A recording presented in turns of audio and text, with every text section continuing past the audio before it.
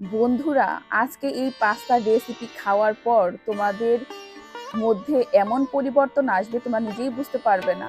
নিরামিষ ভাবেও যে এই পাস্তাটা এত মজার, তোমরা যদি এভাবে রান্না করো তাহলে বুঝতে পারবে এই পাস্তাটার মজাটা কিন্তু সম্পূর্ণই আলাদা। হ্যাঁ বন্ধুরা, এই ভিডিওটা সম্পূর্ণ দেখো এবং আশা করছি তোমাদের কাছে অনেক অনেক ভালো লাগবে। হ্যালো গাইস, আজকে তোমাদের মাঝে আমি শেয়ার করতে চলেছি সম্পূর্ণ নিরামিষভাবে তৈরি করা এই ম্যাকারনি বা পাস্তা। আমি কিভাবে এই ম্যাকারনি পাস্তা তৈরি করেছি সম্পূর্ণই টিপস সহ তোমাদেরকে আমি দেখিয়ে দিব। তার আগে আমি একটা প্লেটে সার্ভ করে দেখাই দিব।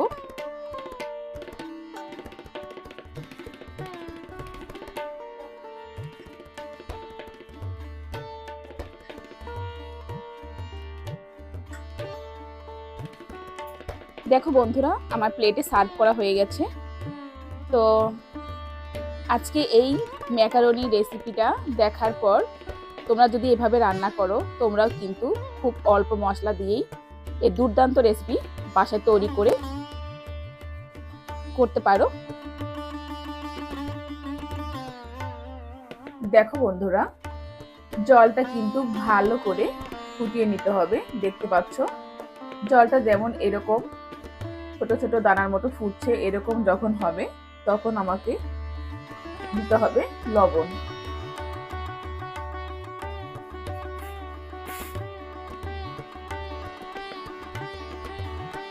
লবণ দেওয়ার অন্তত কিছু সময় পর রান্নার তেল দিতে হবে। রান্নার তেল দেওয়া হয়ে গেছে বন্ধুরা।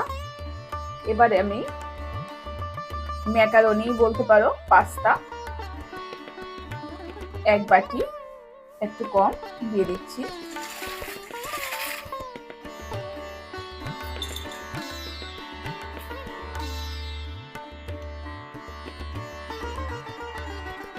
ভালো করে নাড়তে হবে।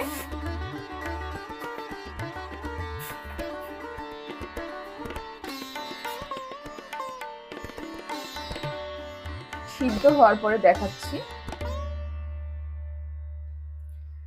দেখো বন্ধুরা, ম্যাকারনি বা পাস্তা আমার কিন্তু রেডি হয়ে গেছে, সিদ্ধ কিন্তু হয়ে গেছে, দেখতে পাচ্ছ।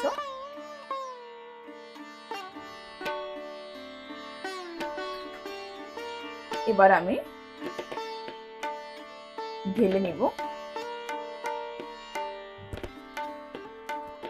বন্ধুরা, আমি কিন্তু ঠান্ডা জল দিয়ে ভালো করে ধুয়ে নিতে হবে। আমি কিন্তু ধুয়ে নিয়েছি।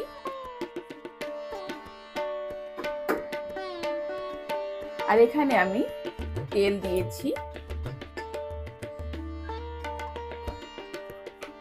দিব সামান্য হিং।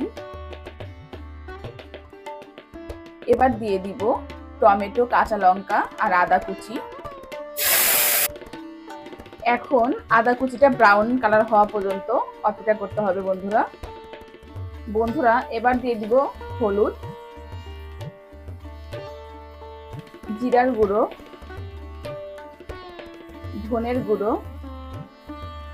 দিব হালকা মরিচের গুঁড়ো, শুকনো লঙ্কার গুঁড়ো। ভালো করে মিশিয়ে নিতে হবে।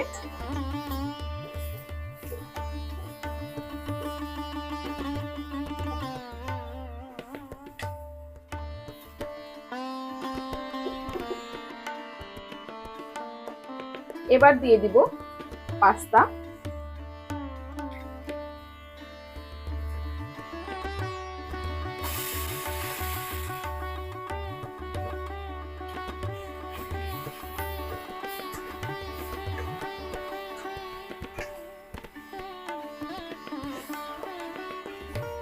পাস্তা দেওয়ার পর ভালো করে মিশিয়ে দিতে হবে মশলার সাথে।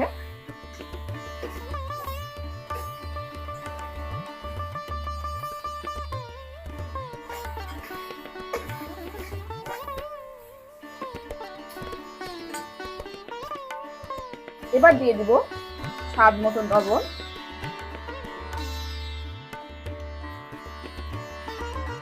ভালো করে মিশিয়ে দিতে হবে।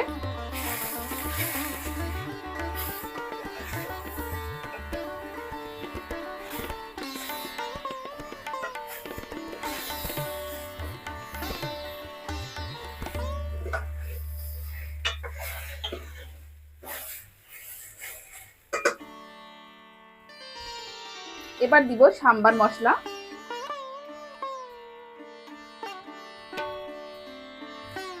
এবার গ্যাসটা অফ করে দিব। এবার ভালো করে মিশিয়ে দিতে হবে বন্ধুরা, হালকা ভাবে বন্ধুরা, খুব কিন্তু জোরে জোরে নাড়া যাবে না, হালকা ভাবে নাড়তে হবে।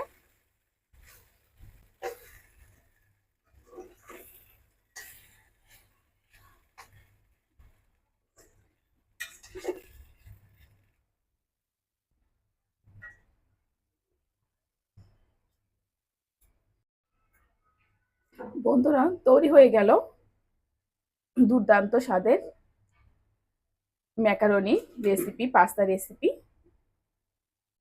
খুব সহজেই তোমরা এই রেসিপিটা করতে পারবে। তো কেমন লাগলো এই রেসিপি অবশ্যই কমেন্ট করতে ভুলো না। আর যদি ভালো লাগে তাহলে অবশ্যই লাইক, কমেন্ট, শেয়ার এবং সাবস্ক্রাইব করো। আর বিশেষ করে এই পাস্তা ছোট সোনামণিরা খেতে বেশি পছন্দ করে। আর এইভাবে যদি তোমরা রান্না করো তাহলে কিন্তু একবার যারা খাবে বারবার রিকোয়েস্ট আসবে এই রান্নাটা করার। তো বিদায় নেওয়ার সময় এসে গেছে, দেখা হবে নতুন আরেকটা রেসিপিতে। সবাই ভালো থাকো, টাটা।